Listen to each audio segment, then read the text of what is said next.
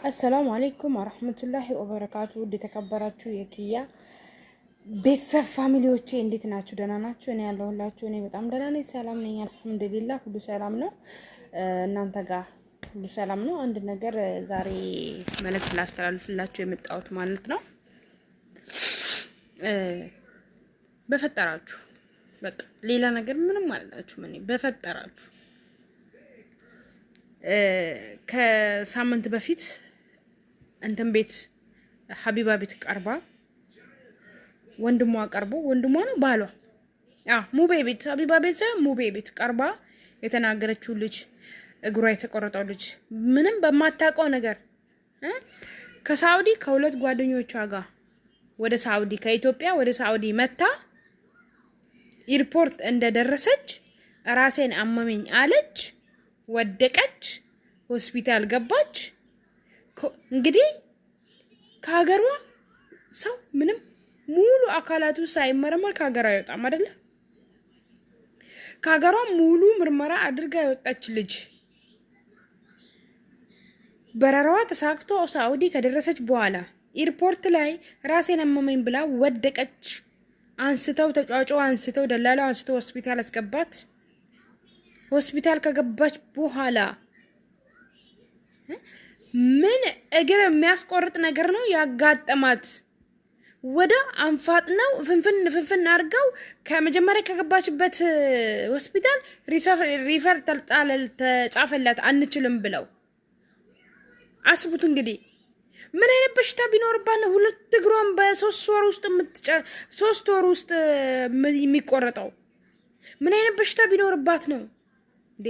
ካንሰር? እሺ ካንሰር ቢሆን በደሟ ውስጥ አይታይም እንደ ኢትዮጵያ ስትመረመር?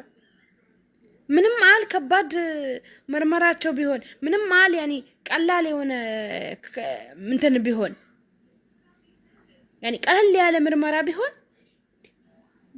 ካንሰር ማለት እኮ በጣም ከባድ ነው። በደምሽ ውስጥ ከተሰራጨ ይህን ሁሉም ቦታ ያስታውቃል፣ በትንሹ ነገር ያስታውቃል። እንግዲህ ሁለት እግሯን ሊያስቆርጥበት የቻለው ምክንያት ምን እንደሆነ አልገባንም እስካሁን ድረስ።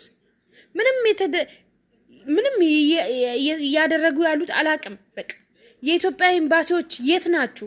ሳውዲ ያሉት ኤምባሲዎች የት ናችሁ? ምን እየሰራችሁ ነው? ዜጋችሁ እንደዚህ ሲሞት ግማሹ ራሷን አነቀች። በቃ ሁሉም ተነስቶ ራሷን አነቀች። ሰውን ቢገላቸው መዳምን ብትገላቸው ራሷን አነቀች። ሽንት ቤት ራሷን ሰቀለች።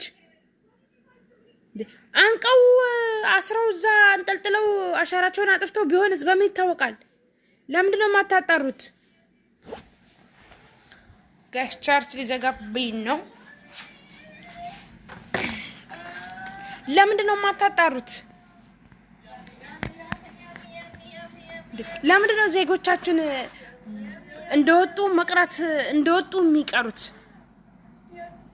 በዚሁ ሳምንት ብቻ እንግዲህ በዚሁ ሳምንትና በዚሁ 15 ቀን ብቻ አንዷ ቢሮ ውስጥ ሽንት ቤት ላይ ተሰቅላ ሞተች።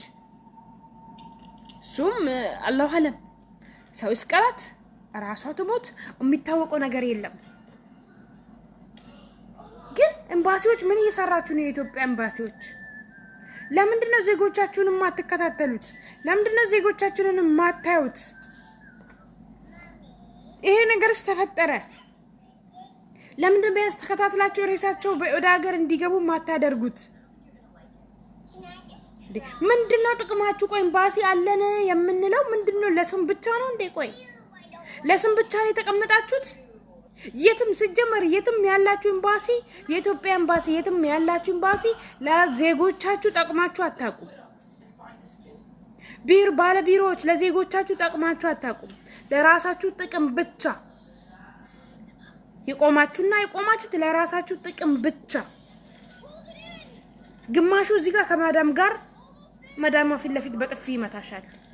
ሌላ ሀገር እኮ ፊሊፒን ብትሄዱ እኮ የፊሊፒን ኤምባሲ ጋር ብትሄዱ እኮ ለደቂቃ ግልምጥ እንኳን አታረጋትም። ግልምጥ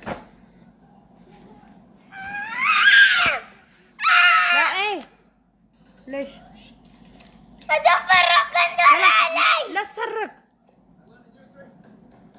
قلمت እንኳን አታረጋትም።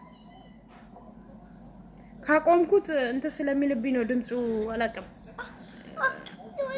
እንትኔ ከሰጠኝ እንግዲህ ኮፒራይት ከሰጠኝ አላቀም እና ወላሂ ግን አረ እንዴት እንደሆነ አላቅም። በቃኛ እውነት እየወጣን እንደወጣን እየቀረን ነው። በሰው ሀገር እንቀየራለን ብለን እየወጣን እየቀረን ልጅ ቁጭ ብሎ እየጠበቀ እናት አባት ቁጭ ብሎ እየጠበቀ በሰው ሀገር መቅረት ማለት አስቡት። እቺ ልጅ እንግዲህ አሁን በ3 ወሯ ነው ከመጣች 3 ወሯ ነው ከመጣች የመጣች ቀን የታመመችው በ3 ወሯ ውስጥ እግሯ ተቆረጠ። ሁለቱም እግሯ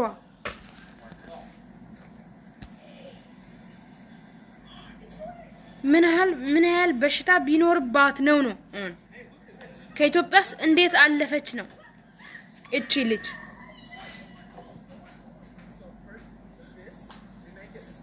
አያችሁ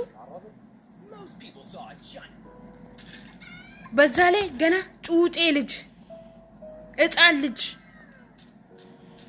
ቢያንስ 18 እና 17 ብትሆን ነው እድሜዋ። በዚህ እድሜዋ አግራናታ አስቡት። ለምንድነው ውስጥ ለውስጥ ሄዶ ታማ ይመረመረው? በጣም ከባድ ነው ጋይስ፣ ወላሂ በጣም ከባድ ነው። ሁላችንም ማለት ነው ይሄንን ሁላችንም ስራችን አርገን ሁላችንም ቪዲዮ ሰርተንበት ህዝቡ ወይ ደግሞ መንግስታችንም የሆነ በቃ እንጃ በቃ እንዴት ብዬ እንደማወራ ግራ ገብቶኛል ጋይስ። ገባችሁ? በቃ የሆነ መፍትሄ ሊሰጠው ይገባል። የሷ ብቻ ሳይሆን እሺ እሷስ በህይወት አለች እግሯ ተቆረጠ እንጂ ግን ካሳ ይገባታል። በቃ ካሳ ይገባታል። ለምን እንደተቆረጠ ያግር እኮ ለሌላ ሰውም ተፈልጎ ሊሆን ይችላል እንዴ? ግን ይቻላል እንዴ? አይቻልም ማለት እንዴ? ካን ስጋ ነው አንድ ስጋ የሆነ ስጋ ቆርጣ ከአንዱ ስጋ ላይ ይቻላል እንዴ? አላቅ ግን ለምንድን ነው በቃ ምን ያህል በሽታ ቢኖርባት ነው እኔ አሁን ጥያቄ። ከኢትዮጵያ ንጹህ ናት ተብላ የወጣች ልጅ በ3 ወር ውስጥ እግሯ የሚቆረጠው። ቤተሰቦቿም እኮ ተጠይቋል። ምንም ታማ አታውቅም። ኢትዮጵያ ያለች ታማ እንኳን አታውቅም ብሎ የተናገሩት ማለት ነው ጋይስ። ለማንኛውም ውዶቼ ይሄንን ላይክ ያረጋችሁ ሰብስክራይብ ያላረጋችሁም ሰብስክራይብ ያረጋችሁ ቆዩልን። እናመሰግናለን። ግን በቻላችሁ አቅም ሼር ያረጋችሁ እናንተም ቪዲዮ ስሩበት፣ ተደጋጋሚ ቪዲዮ ስሩበት። መንግስታችን ጋር መድረስ ይገባል። ኤምባሲዎች ጋር መድረስ አለበት። ሁላችንም ቪዲዮ ተባብረን ብንሰራ የሚሞቱትን እህቶቻችንን ልንታደግ ቢያንስ ልንታደግ እንችላለን ማለት ነው። ገባችሁ? እኔ ስናደድ አማርኛ ሁሉ ይጠፋብኛል ጋይስ።